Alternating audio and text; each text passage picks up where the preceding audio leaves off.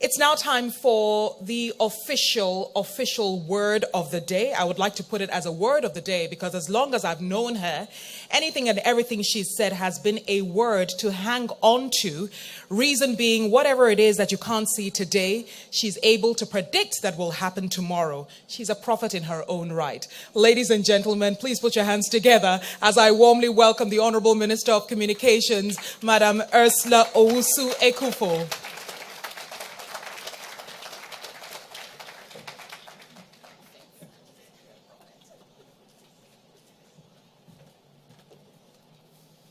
I've been called many things, but prophet is the first. Good morning, ladies and gentlemen. I'm going to skip the normal protocols because we're in the tech age, right? And we don't do things the old way. It's a real pleasure to have you all here today. And let me start by apologizing for any shortcomings that the organization may face, because this is the first time we're doing this, and so we're all feeling our way. But I'm glad that you accepted our invitation to come and hang out with us these 2 days so that we talk about the tech industry in Ghana. What can we all do together to make Ghana the hub for all things tech in the sub-region? I think the government has done a few bits and bobs which position us as a serious country when it comes to the IT industry. And let me also start by saying that I'm a lawyer. So I don't presume to know much about this industry. A few of the things that I will be saying are repeating what I have heard. But I am a firm believer in the abilities of our young people to rise to the occasion and do exploits with a little assistance from government. And so for my part, I pledge that we'll do whatever it takes to ensure that we will grow tech entrepreneurs, not just for Ghana, but for the sub-region. We will enable startups in the tech age to thrive. We will encourage more technology uptake in all that government does. We have started doing a few things in that respect which tend to lend credence to what I am saying.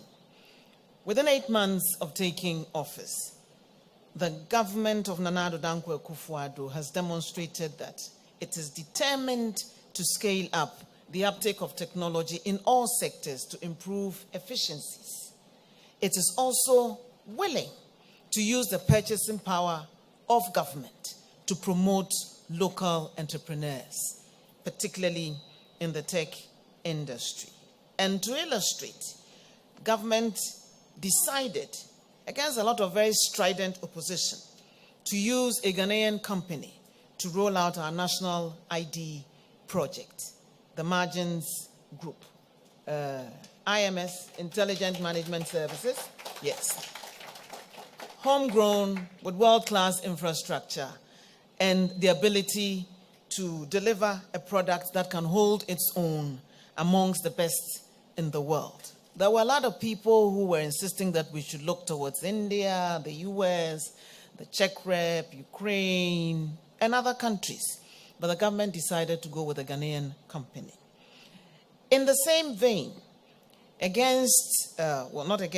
other stalwarts also participated, including What's 3 Words and other big name companies in the bid for the digital property addressing system. At the end of the day, a Ghanaian company headquartered in Dansoman, my own constituency, no Kokofu football here, won the bid. And government, also against some opposition recently, has decided that it is going to promote local entrepreneurship in this area. These two have been able to succeed in gaining contracts from the government. I have no doubt that many of the entrepreneurs in this room and watching us on the various platforms can also, if they put their minds to it, gain the recognition and the support from government to promote the products that they have, through their own intellectual property, been able to achieve.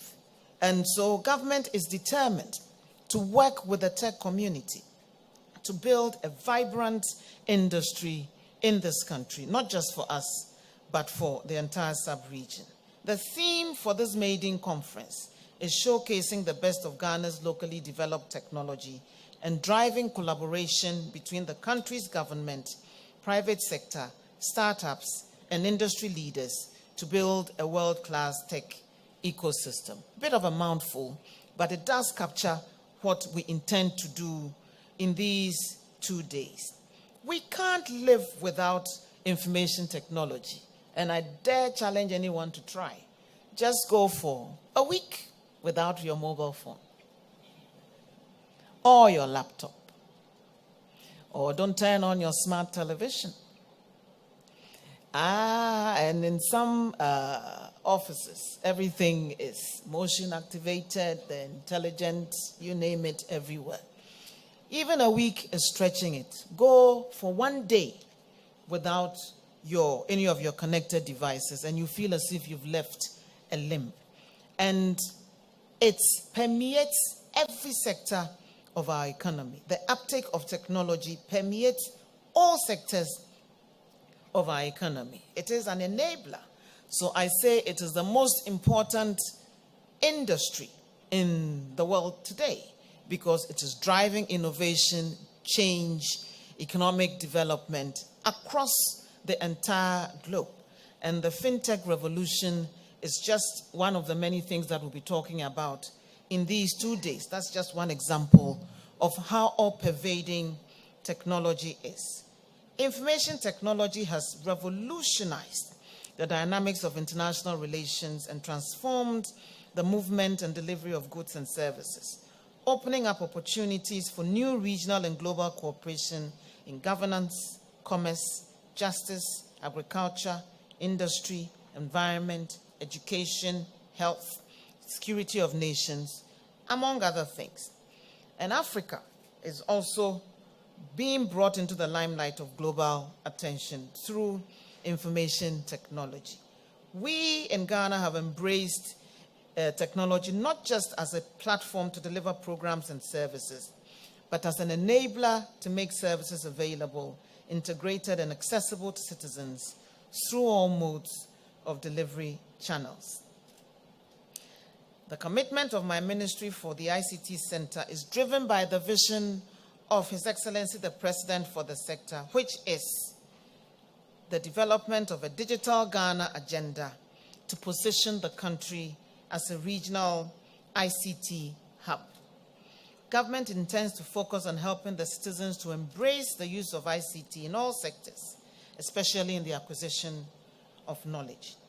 And so we are determined to institutionalize the study of coding, for instance, at all levels. And we're actively working with the Ministry of Education to make that possible. If we introduce our children to this exciting new world at an early age, it gives them a chance to also compete globally with all the leaders. I met Tanmay Bakshi in Buenos Aires a month or so ago and was totally, completely blown away. I'm sure you know who I'm talking about. 13-year-old whiz kid developing applications. He's bored with the normal way of doing things, so he's evolved into other newfangled ways, which boggle my mind. 13 years old, has a huge following on YouTube, and it is his dream to teach 100,000 young people how to code, and he's actively working towards that. What separates him from the young child hawking chewing gum by the roadside in Accra today is the opportunities that he got and the opportunities that that child street hawker is being denied, either through access to education or access to the world that information technology has exposed Tanmay Bakshi to. we have many more potential such kids walking our streets. Let's do our best to also bring them into the digital age so that they would have a chance to compete. The world is not waiting for Africa or Ghana. Are we also going to keep our fingers crossed and sit there and wait for handouts? We need to do what we can to also bring our children into the tech age. And so we're going to try, within the first term of the MPP administration, to connect every part of this country and provide data and voice connectivity to all the underserved and unserved regions of this country, so that the child in Paga can also use internet-enabled educational tools to enable them to compete. We would also work very hard towards making it possible for the dream of the Kufuor administration to provide 1 laptop per child to become a reality under the Nana Akufo-Addo administration, and would work towards providing every child, if not with a laptop, with a tablet or a device, to enable them to also navigate spaces and experiment, learn, play, explore, and grow up to become like you tech entrepreneurs here. If you ask me how we're going to do it, it doesn't appear in the budget, but we will find the money. We will assemble the devices here locally to create jobs.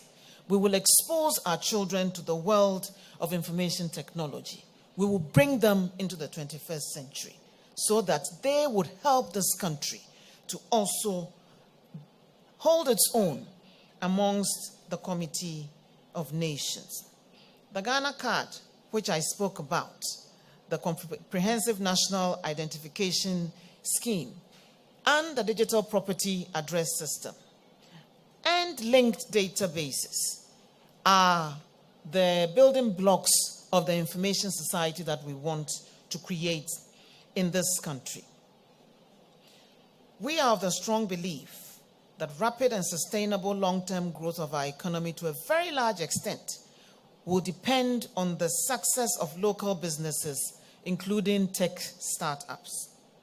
However, a lot of startups fail to grow, and many innovative ideas do not materialize into products due to the lack of access to flexible financial resources and the absence of research and development avenues to build on our innovations. Government, recognizing the need to support young entrepreneurs and to nurture the growing potential of the youth in the app development industry, has included in the 2018 budget statement presented by the Honourable Minister of Finance a few days ago, government's willingness to financially invest in the promotion, development, and growth of indigenous Ghanaian SMEs by designing and rolling out a comprehensive national entrepreneurship policy, as well as continuously facilitating and supporting the private sector business entrepreneurial development. I'm sure a lot of skeptics will say that Yatiabre. We've heard it over and over again. But this time, if the actions of the MPP administration and the Nana Akufo-Addo are anything to go by, we really do mean business. And I believe you will all agree with me that with the vast potential that Ghana has to break through the technology space, and considering the fact that numerous sectors of the economy are competing for the government's limited resources, the development and advancement we desire for tech startups and innovation can only be realized through effective collaboration with partners, both in the same sphere and from other sectors. And so, this conference aims to bring together government, the private sector, SMEs, and the tech community to highlight the activities, innovations, and opportunities for collaboration, and to encourage the development of our tech ecosystem. We want to showcase Ghana's locally developed world-class technology to potential clients and investors.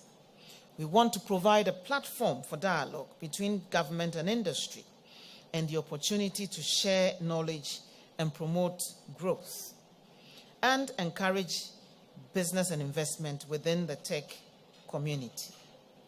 The Accra Digital Center is one of the initiatives that have been taken to assist you. I know there are some challenges that need to be overcome for it to be fully operational, but we're determined to work together to populate this place with at least 100 companies in 2008. Some of it should include those of you sitting in this room. And you can also help popularize this place. In fact, that's the main reason why we're holding this tech event here, so that you'd see that the infrastructure does exist to support some of the initiatives that you're already producing. And we're also welcome to any ideas that you might have to suggest to improve upon the management and operations of the center and the many other initiatives that we have planned. We're going to build technology parks and hubs, IT hubs and BPO hubs around the country, starting with Accra and Kumasi and Takoradi. And so those are also going to be spaces where you can also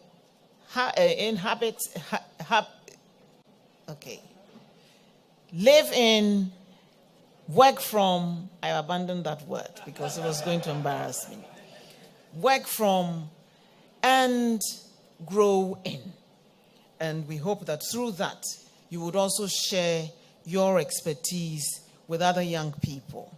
I keep saying that we should have a hackathon and encourage those who would rather do Sakawa to come and experience what it feels like to use those talents in a legitimate way, and that there are profits to be made through that legitimately. So we can divert those with criminal tendencies into more productive uses of those talents. Is it doable? I think so. And we might find that through that, we would not just be improving our own cybersecurity, but probably exporting their talents to others who might wish to take advantage of the skills that they have. I believe that together we can do that. A good number of speakers have been assembled here to share their expertise and help us in this new journey of the digital transformation of this country. I note that e-governance is setting the tone for this conversation, and cybersecurity is also included as well. FinTech, the industry, is also going to be extensively discussed, and I'm excited. And so I pledge to sit through a fair number of these presentations and listen, because I have no doubt that I'll learn a lot from the conversations that are going to take place. In this current knowledge-based global system, innovation is a vital force for economic development. And without that, our country cannot leapfrog into not just a middle-income country, but break through the ranks into a well-developed country without technology. We can all advance the course of this development through encouraging indigenous technology products and continuing to raise awareness of the many innovations within the tech space in Ghana. For all we know, through this little seed that is being planted here, we're going to reap benefits for many, many years to come. I'm also pleased to announce that the net proceeds that we get from the organization of this conference, and I'm hoping that the pledges that we've received from potential sponsors will be realized, because whatever we make after paying for our expenses in this conference would be invested in the Accra Digital Center and used to create a fund to support tech startups and innovation hubs. Once again, I'd like to say a big thank you to everyone who helped and contributed to making this conference a success. And I have no doubt that it will be a success. And I must applaud the organizing team from the Ministry of Communications and AB 2020 for the enormous amount of work they've put in. And I dare say they've grown a few gray hairs in the process. But at the end of the two-day event, they'll realize that it's been well worth it. Hopefully, this is just the first in a series of Tech in Ghana conferences. And next year, we hope to have it in a bigger, grander way, showcasing even more innovations from our brilliant young tech entrepreneurs and startups gathered here, and who will be incubated in the course of this year. On this note, I wish to declare this conference officially opened and wish you fruitful deliberations. I thank you.